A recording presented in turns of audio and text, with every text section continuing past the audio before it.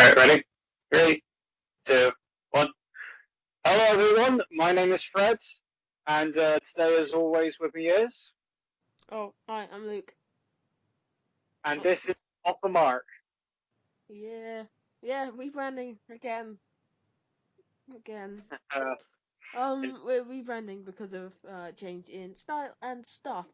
We're gonna move slightly more professional, slightly more interviewy, that sort of thing. We have a guest lined up already. I'm not gonna talk about it just in case it doesn't happen. But I'm pretty sure it'll happen. But yeah, get excited, and hopefully we'll have more in the future if we can figure some options out. And because this is so early, feel free to comment some options for maybe smaller time people that have interesting stories to tell. But yeah, this we are going to talk about the first 3 episodes of The Mandalorian season 2. I didn't like season 1. I didn't like the first 2 episodes of this one, but we'll get to it. Um, we'll probably do this after episode 6 and then after the finale as well. We record these on a Friday, which means and it goes out on a Saturday, so this review is fairly fresh from episode 3. And sorry if the thumbnail spoiled you, but it's been a day. Come on, look, it. If it hasn't been spoiled to you already, you are some kind of miracle worker and deserve to have it spoiled. That's not true, but yeah, yeah, you never know.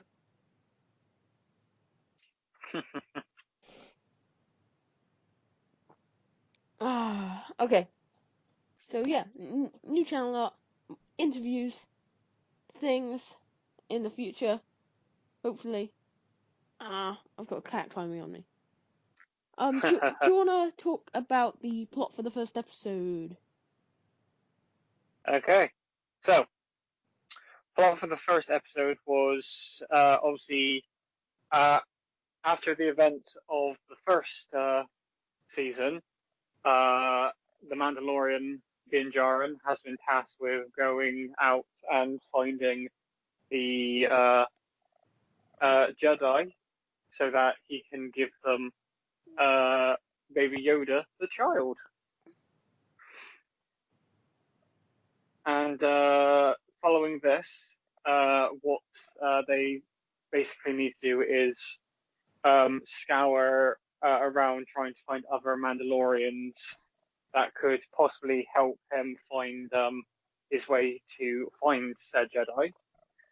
And the first episode takes into a planet which escapes me. Tatooine? Uh, no, not Tatooine. The one before.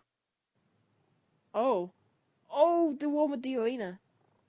Yeah, the one with the Gamorrean Oh guards yeah, oh having. yeah, those Gamorrean guys look so fake. It's like the thing is, in Return of the Jedi, they were sort of greased up and they looked dirty and like they'd been in a rough area. Yeah, Meanwhile, here they're like clean and it just feels wrong. meant to be like a pit fighter, but apparently, They yeah, weren't roughed up enough, I don't think. I think they didn't, like, they should have scraped and put cuts yeah. in the suit. Hmm. Anyway, so Mando and the child both go to this place where there is obviously a fight going on, and they're there to learn information about where they can find other Mandalorians. Long story short, a fight breaks out. Mando kills a load of people and finds out where he needs to go, and the next place he needs to go is Tatooine. Yeah, and I'm not familiar enough. Is the woman on Tatooine? Was she in season 1? Yeah, she was. I She hate her so much. so in the first episode, not the first episode, in well, technically in the episode where he goes to Tatooine, uh, to uh do a job, and he runs into what's the name of the actress from Agents of Shield? I don't remember who it is. Well, obviously it was that episode. Yeah. Uh, yeah. So as it goes on, he obviously goes there, tries to find a new Mandalorian, goes to a nowhere place, and finds a fairly interesting thing, which is uh, a man called Cobb Vanth. uh, yeah, Cobb Vanth wearing Boba Fett's armor. yes, and obviously Mando and him have a bit of a disagreement because Mando wants the armor because it doesn't belong to him. Yeah, only Mandalorians or something. Yeah. Yeah, And yeah. I thought. Uh, see, I really like a lot of concepts here, and we'll get to later on. I'm not gonna go any further than we are here. There's a lot of nice yeah. concepts here, and if it were Boba's armor, and we never got a hint that Boba was alive, I don't know. I just don't. We know already that Boba's probably not going to be part of the rest of the season, because we assume he's just going to be in a spin-off. So I feel like we shouldn't have had Boba revealed, just because the armor's out of the pit. Maybe, I think the armor says enough. Unless he steals it back by the end of the season, and then that's kind of what helps set up. See, we'll get to it later, but I think he's going to give the armor back to Cobb Vanth. The thought process came in episode 3. Jin, his perception of what, is it Jin or is it Din? Din Djarin. Oh, so Din's perception of a Mandalorian has changed because Bo-Katan keeps the same ideals as him, but the mask changes, and Cobb Vanth was very similar in a way that his goal was to protect, and I think he'll end up giving it back because he would have gotten a whole new set of ideas on what a Mandalorian is. Yeah. Do you want me to Yeah, continue keep saying going. what one is? Yeah. So basically, with the appearance of a interesting creature that dwells on Tatooine, would you like to say what this interesting creature is, Luke? Yeah, they took like a half a second frame from A New Hope and went, yeah, we can make that an episode. So the Crete Dragon barrels through the town, and that's where a bargain comes into play with Cobb Vanth offering to give Din the armor in exchange for killing the Crate Dragon. Oh. Mm-hmm. And yeah, long story short, we basically get backstory of how he got the armor, how he Which is became probably fake. He's probably lying. maybe, Even though, based on what I maybe. just said, he's not lying. So they'll go one of two directions. He'll give it back or he'll be a complete liar. I'd like him to give it back. I'd like it to be that way. Yes. So along the way, they make a deal with the Sand People to get rid of the Crate Dragon, and if they do this, then obviously they'll get rid of it. So Sand People will agree to a new deal, and obviously everyone's a bit uneasy about the whole thing because they don't trust the Sand People because of what they've done in the past, Yeah. and And the end vice versa. result is yeah, and then the end result is the villagers, the Sand People, and They all team of them up. just trying to team up to take They on the fail. Great Dragon. And then we get a To begin Joan of with, Arc they thing. fail. Then we get a Yeah. Joan of Arc thing, which I felt was inevitable. And Mando comes out unscathed. I don't want to say Mary Sue. I really don't. But in this episode, he felt a little bit Mary Sue. He could do everything. Like, I don't think he failed in this episode, and he just felt like he nailed every single part of this. I think he just felt a bit much. I do have a question, and this is to do with Boba's armor. So So I have a I'm gonna have question to mute my mic about. just a sec. So you talk. Okay. So, okay, when you come back on, I'll just you can answer this. So when Din Djarin takes Boba's armor, my question is, so he takes it because it doesn't belong to Val. Yeah, but you But here's do a something: thing. what is he actually going to do with it? Because is he just going to keep it, or is he going to put it somewhere? I don't care. Because I cannot, for the life of me, Good. remember exactly what his reasons. Mm. Well, not his reasons, but like what he's going to do with it. What he's gonna do with what? Sorry. What he's going to do with Boba's armor. I think he just wants to take it off of him because it doesn't belong to him. I don't think he's got a specific purpose for it. Because surely there would be like a bit more of a specific, well, No, not specific, like where he would take it. no, I don't think so. I think it's quite reasonable that he sees Mandalorian armor in the hands of someone who, by his definition, shouldn't have it. He's not gonna leave Mm. it with him. He's just gonna take it off of him and then put it in the back of his ship until he finds And someone then, else who deserves it, or the original owner of it. yeah.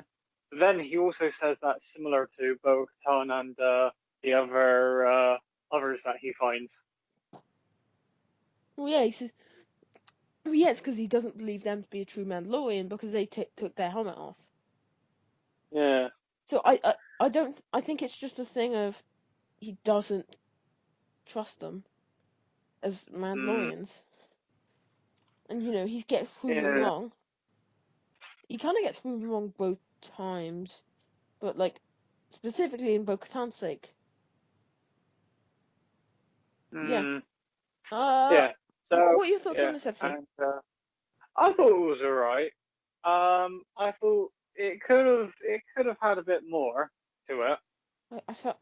I felt like the only purpose of it was to go look Boba Fett TV show, and like that was it. True. I think we could have probably skipped just him talking to the female, and we could have gotten straight on that trip. I think we could have skipped to episode 2 pretty easy. Yeah. Like, go to her. She tells him she's found someone who can lead him to Mandalorians, and Mm. then episode 2 happens, and it's the first episode. And it's just way easier, and we don't have to waste any time. Like episode one really. I think episode 1 proved what I thought was going to be my issues for the season. It just felt fan service, but not in a way that I went, ooh, yay, fan service. It was more, oh, this isn't going to go anywhere. At least in Bo-Katan's sake, Uh, Bo-Katan has a purpose for this season. Bo-Katan makes him question what a Mandalorian is, what a Mandalorian can be, as well as sets up a potential plot for the rest of the season where they regain Mandalore. But Boba Fett, oh, he's getting his own show, don't worry. yeah. That's my issue with it. It is the least important episode of anything ever. It's got nice moments, but I do just think it's a waste of time. Because, ooh, Crate Dragon, ooh, Tatooine, ooh, Boba Fett. And it's just meant to make you go, ooh, this. It feels a bit of a. Yeah. Okay, other than that, do you have anything else to say on this episode before we got to move straight on to episode 2? No, we can move right on. Okay, I'll summarize the plot of episode 2. So, episode 2 begins with Din traveling back. They encounter Jawas, is it? Oh no, it's just general, like, smuggler people. Yeah. Who make his speeder bike crash.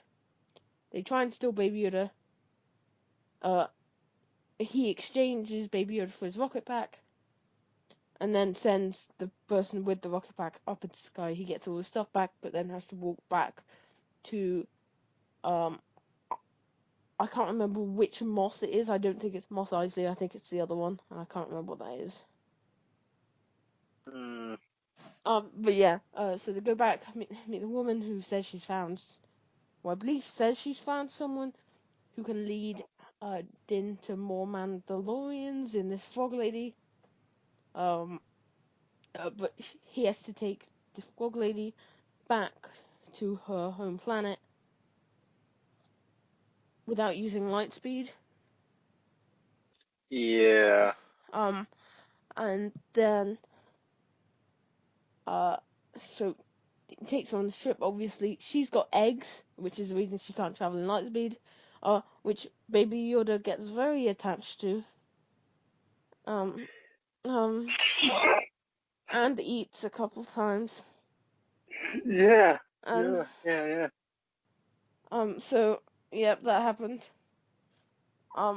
Then they get chased by X-wings, one of which being Dave Filoni, which For the second time. second time he showed up on the show. Mm-hmm. Same For the character. first one was the Prison Break one. Oh yeah. But so they get chased onto a snow planet. Mando takes risks. They crash through into an ice cave. Frog Lady tries to convince him to not give up on her and her eggs.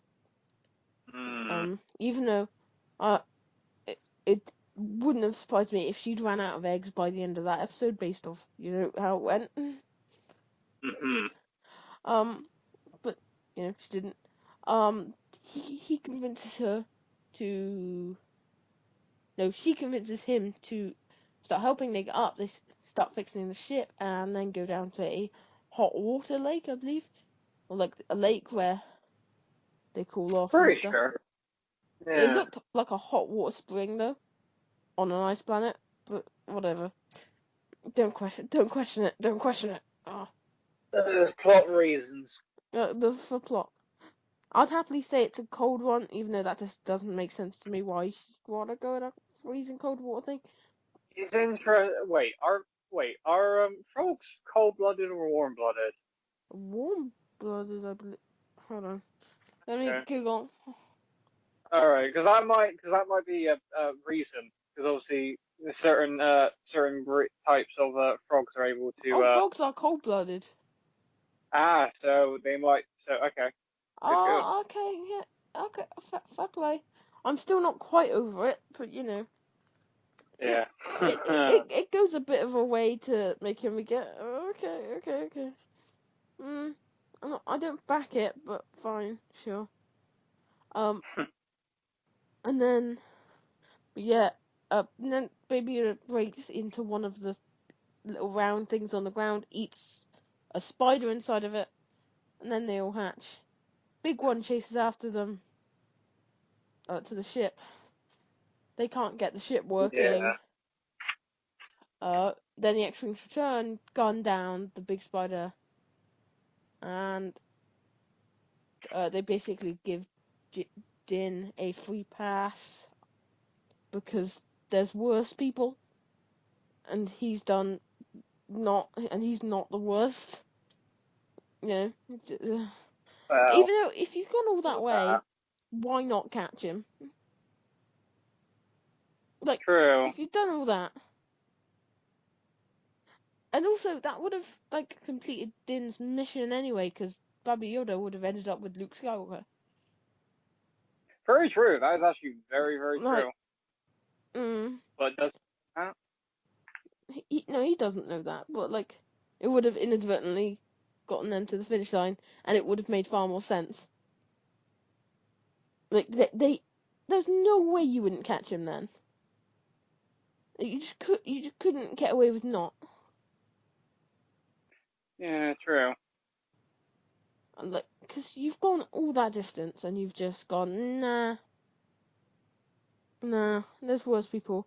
Even though it wouldn't really be any effort to catch you now because your ship is grounded.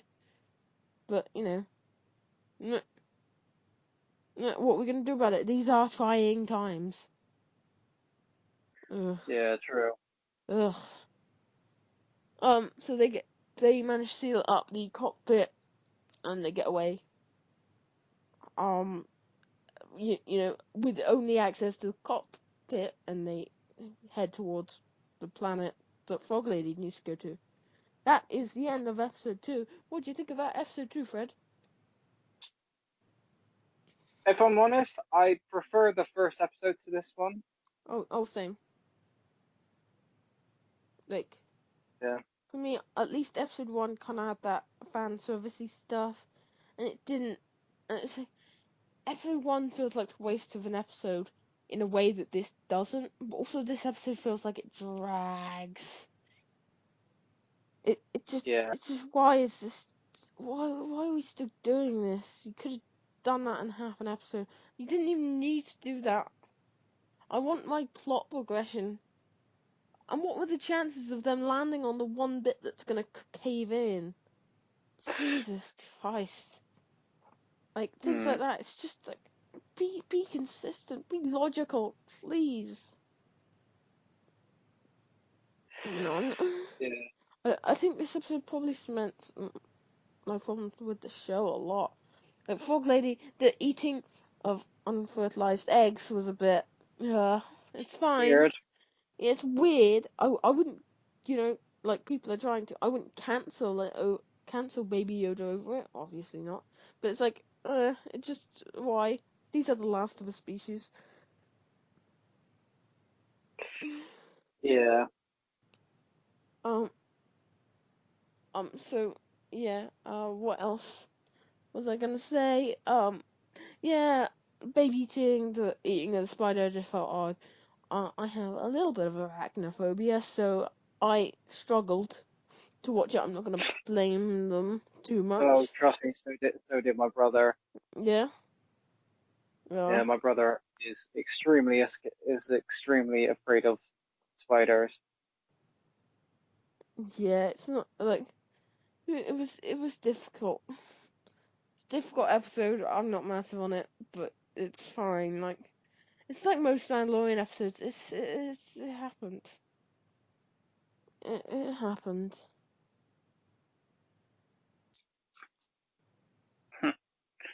Well, you know, these things always happen. You always have like those episodes of like a TV series where it's just there to kind of like bridge like space between stuff. Yeah.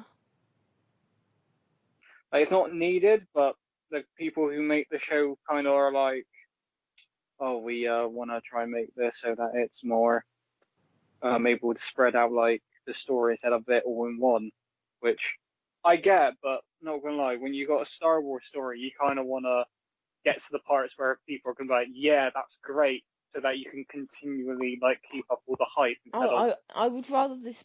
See, I don't need Ahsoka and Bo-Katan in every episode. I just want an entertaining episode, and I don't really think episode 2 wasn't even that entertaining. There was no plot progression really. Like, there was no testing of the main character. There was nothing of the sort of, like, it just didn't have anything that made me latch onto it. I'm sure there's plenty of ways you can make an episode that's just Baby Yoda and Din that would be great, but like, why? Just why? Um, hmm. I don't. These episodes just feel useless. But episode 3, however, I'll go over Well, the plot that's for the more that. better. I'll go over for the plot of that. I really enjoyed episode 3. Quite fan servicey. Got a lot of problems. But to be honest, at least there was plot. Okay, so I'll get right into the plot. So they arrive on, I don't know the name of this planet. A planet. Yep. They arrive on this water planet. There's plenty of Mon Calamari and other fish-based Star Wars creatures such as octopuses and stuff. Um, uh, the mama frog and meets Papa frog, and the eggs get uh, uh, fertilized. And then so they take Din to someone who knows. So this string I've just realized. So the Tatooine lady knows a frog who knows another frog who knows an octopus where a Mandalorian is. Yeah. So It's yeah, he introduces him to an octopus guy, and they take them out on a boat, which you kind of expect to be the episode, and you expect like the monster below kind of to be the thing. no, just But no, they immediately chuck the child while in the pram into the water where the beast is. That gets eaten. Din jumps in.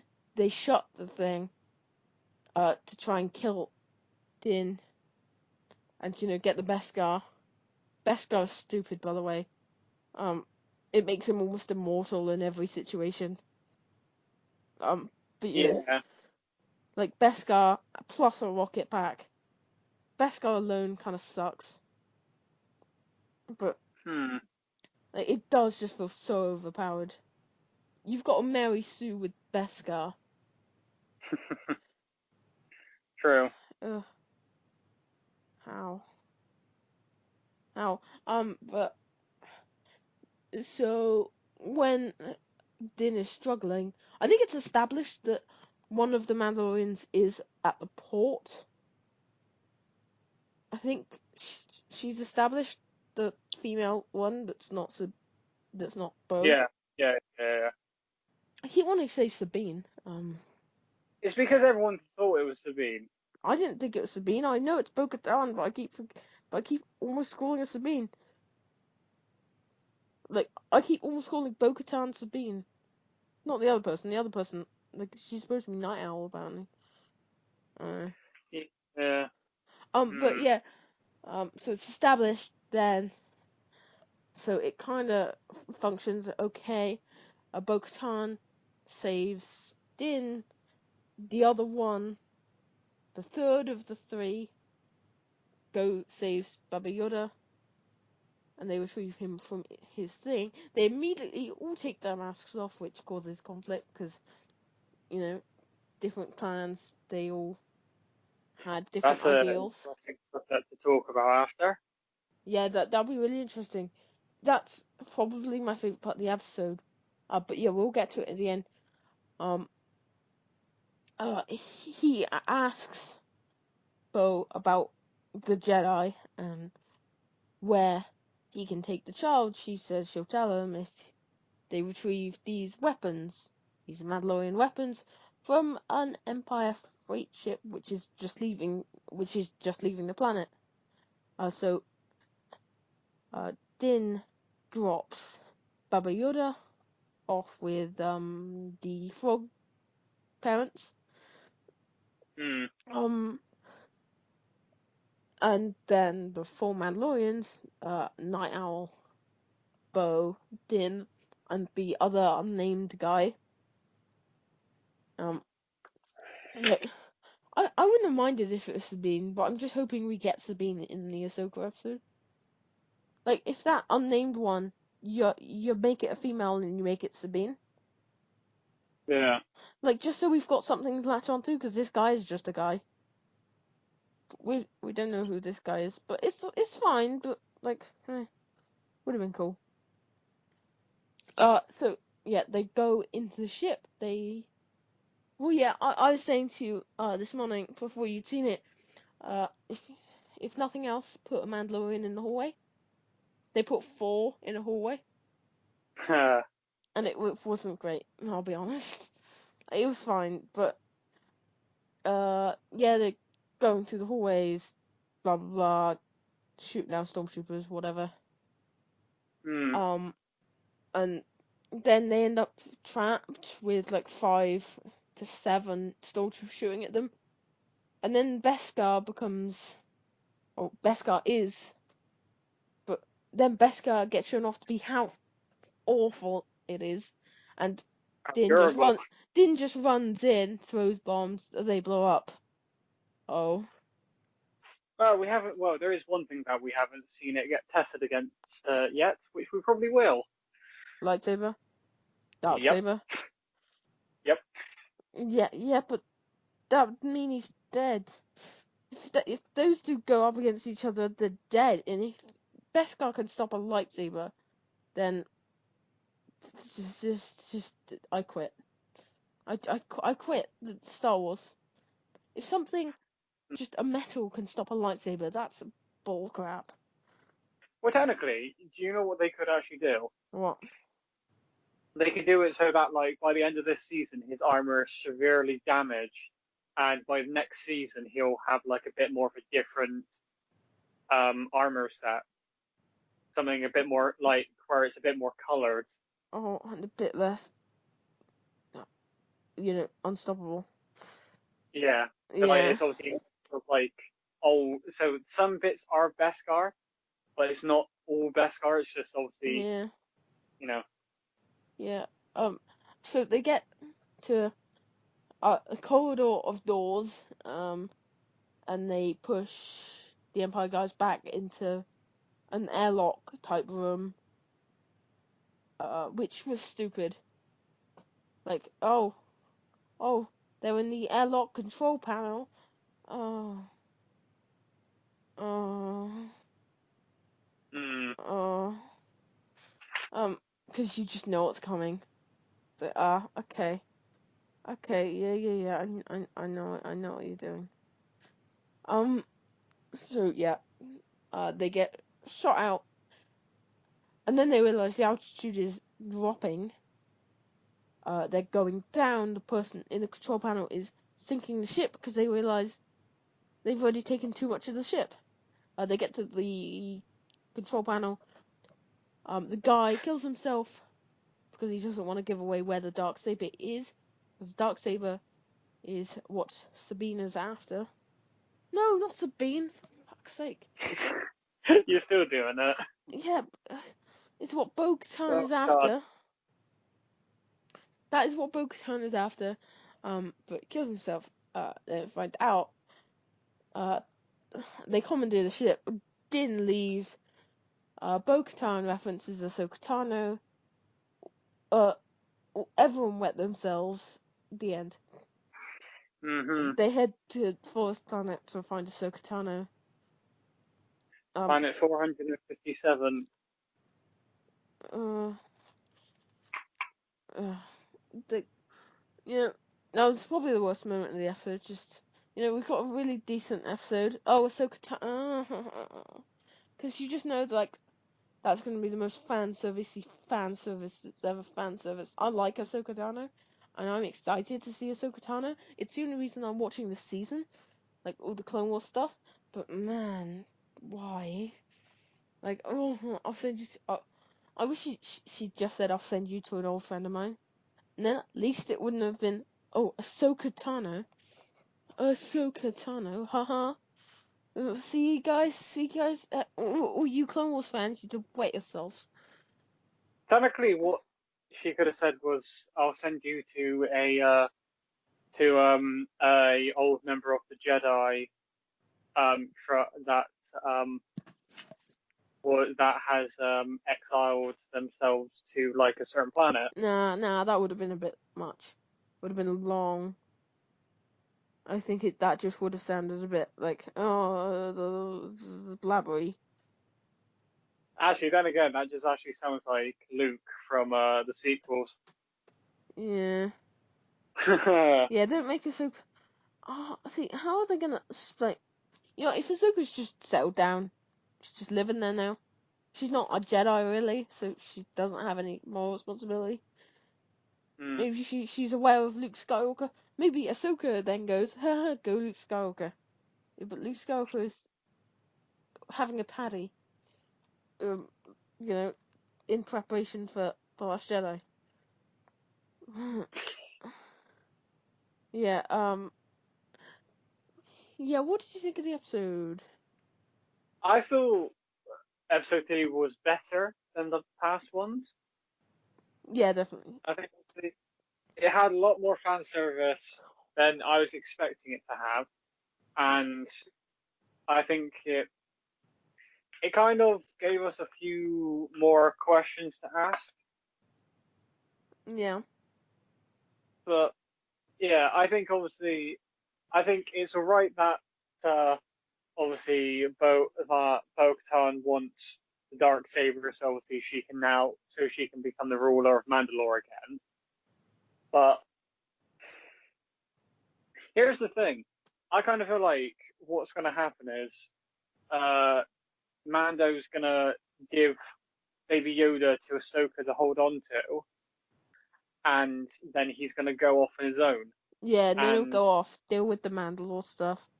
Lots of and Sabine. then yeah, but I kind of also feel like there's going to be a thing where like Ahsoka gets in contact with him and says, "Oh, Moff Gideon is here looking for both me and the child," and then obviously that's what kind of brings him back to it all. Maybe. Yeah, I quite liked the episode. I think it was like fine. I like the fan servicey stuff. I like Kate Sackhoff as Bo-Katan because I really couldn't take Kate Sackhoff seriously after I'm Unit Black. Ha. Like when she's Yeah, playing this over the top, I hate it. But she was actually pretty good in this. To top be fair to her. British accent. To be honest, I was surprised because I didn't actually think they were going to go with the full on um like headpiece across her forehead and down the ridge of her hair, and then like the ginger hair. I didn't actually think they would do that, but I'm actually thankful they did because it doesn't look that bad. Oh no, they made it look pretty good. I think they changed how her hair falls. Like they make it fall slightly back. It's not like straight down, but I think it looks way Yeah, better. It kind of feels yeah, like it's it's fine. hooked onto her hair.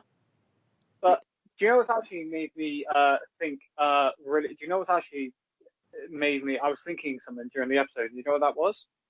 Go on. It's the fact that actors, so people who have played the characters like voice wise, so obviously Katie Sackhoff played Bo-Katan in Clone Wars and in Rebels, and obviously she's now playing her in live action. And the actress who plays Sabine, I think, would actually be able to get away with playing Sabine in live action.